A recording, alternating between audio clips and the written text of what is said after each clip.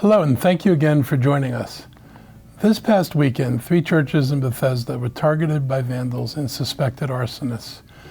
We're saddened and horrified by these actions, which included extensive damage to holy spaces, headstones, and 2 fires set inside churches. Any attack on a building or house of worship in Montgomery County is completely unacceptable.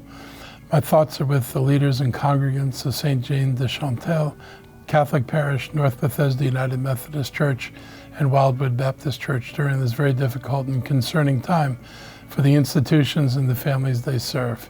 We've reached out to each of the churches to see if they need any assistance to help them during this time. I've been in touch with our fire chief and police chief and have asked them to keep me updated on the progress of the investigation because these types of cases are very difficult to solve. Chief Jones said patrol officers will be on high alert around churches in our area moving forward.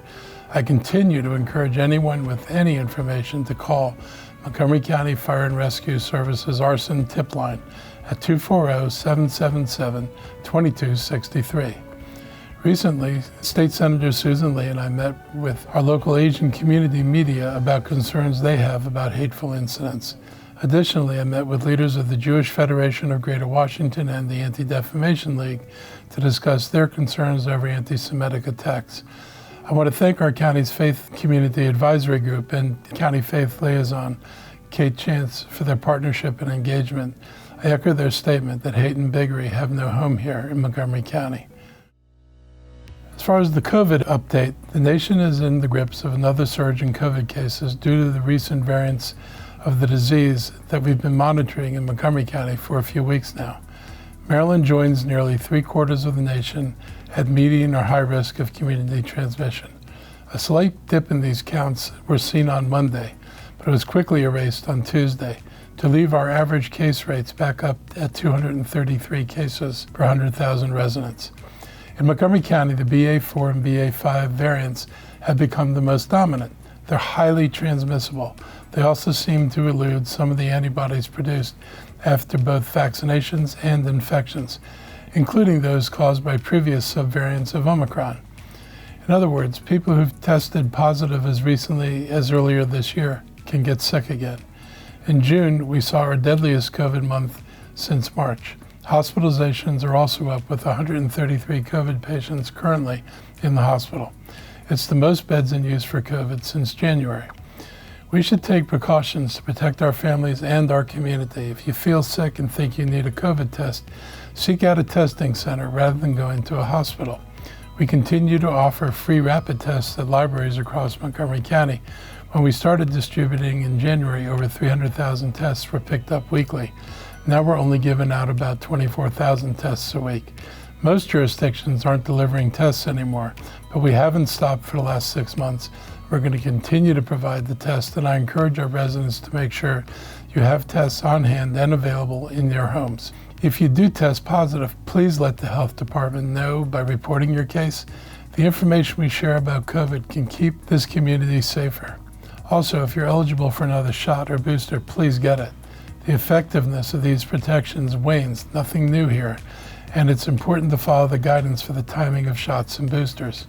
In good news, Montgomery leads the state in vaccines for children 6 months and up. And since our clinics for this age group opened, around 6,500 vaccinations have been given out. This week, I was pleased to join Councilmember Andrew Friedson and community members and representatives of Broad Branch Development, Monument Realty, and Mosaic Partners to announce a redevelopment in Bethesda that will transform current parking lots into housing green space and feature affordable and deeply affordable housing units, tree-covered walkways, and a parking garage. This development is the result of negotiation between the county government and the developers to ensure this project is being built in accordance with the Bethesda Downtown Sector Plan and reflects the desires of this community. One thing I've been focused on since getting our FY23 budget passed is addressing a real need in our community, affordable housing. There are some who argue, falsely, that I've said no to developers who want to add affordable housing in Montgomery County. The opposite true. I actually haven't said no to any project. I don't have the ability to say no to any project. That's not within the purview of the county executive.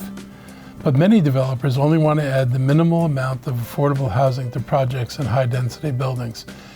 They're replacing current affordable housing options with high-rises that have more units but fewer affordable units than they're erasing with their new construction. I'm very excited for projects like this one in Bethesda. It is a model for many other upcoming affordable housing development projects and partnerships utilizing county-owned garages and land that I hope to share with you soon.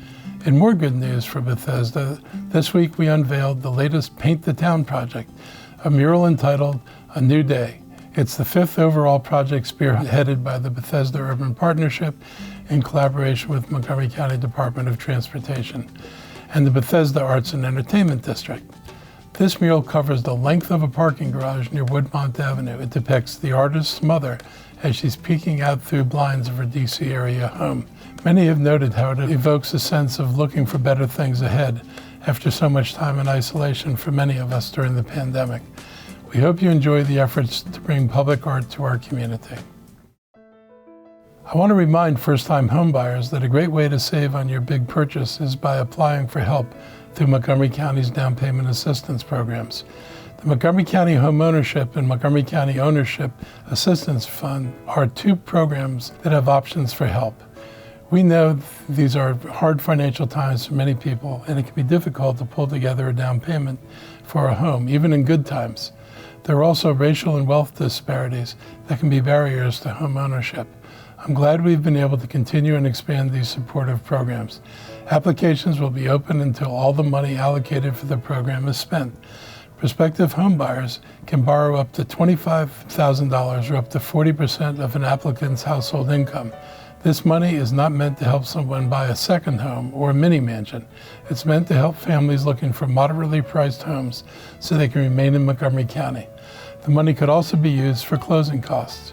For more information or to apply, please visit the Housing Opportunities Commission of Montgomery County website, hocmc.org, homeownership, or call 311.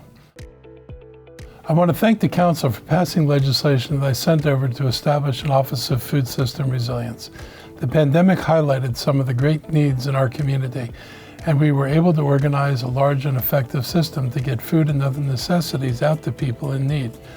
We worked with over 100 food assistance providers, large and small, to reach people all over the county. It worked well, but we knew a more strategic approach that deals with both short-term and longer-term needs to be added, including a focus on our food systems.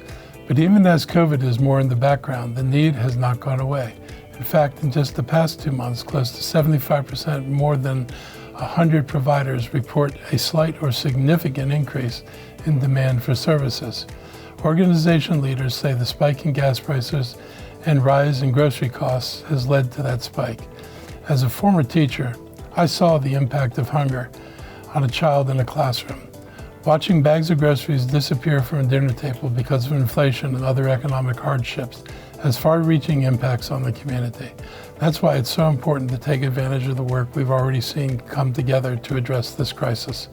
Establishing an Office of Food System Resilience can help us on so many fronts, from organizing resources to tracking how big the problem is, to utilizing a network of local growers. If we could show farmers that table crops can be put to good use here in Montgomery County, we can get more of those projects from Montgomery County farmers onto our dinner tables. Ultimately, I'd like to see Montgomery County Public Schools benefit from this program as well. Instead of the high-carb, low-protein options, let's develop something that gives kids the best chance to excel in school. I'm looking forward to our work to end hunger in our community and provide increased food resilience. And I also want to thank the Council for their partnership in the establishment of our Early Care and Education Coordinating Entity, a public-private nonprofit forum to support our efforts to enhance the education and care of young children. Early care and education is and continues to be a priority for me and my administration. I remember when I was raising my own children and how difficult it was finding affordable and safe childcare at times. I established the Early Care and Education Initiative earlier in my administration with the goal of increasing access, affordability, and sustainability in this critically important stage of life. Through the initiative, we created over 1,200 new seats in childcare and pre-K programs, recruited over 60 new providers, and increased the income eligibility for our working parents assistance, giving more families access to financial support towards the care of their young children. COVID had a devastating impact on our providers who attempted to keep their doors open while enrollment decreased. Parents struggled as well, torn between health and safety of their families and their work responsibilities. Throughout the pandemic, my administration responded, providing over $10 million to help families meet their financial responsibilities and PPE supplies for those able to continue providing services. My FY23 budget includes $20 million toward these efforts. Families need safe and high-quality learning environments for their children while their parents are at work. This entity, I hope, will also play a critical role in lifting the voices of parents to ensure that the care and education of our youngest residents remains a foremost priority. Finally, several severe storms created damage to homes this weekend throughout many neighborhoods and apparently especially in Olney. It's clear that with climate change we are seeing more violent and more destructive weather month after month. I encourage you to sign up for county weather and emergency alerts. The Alert Montgomery system provides accurate and immediate emergency notifications from Montgomery County to your cell, work, or home phones via text, email, or voice messages. Every second counts when dealing with weather emergencies. Please visit our website or search Alert Montgomery to sign up. As always, thank you for your time and have a great week.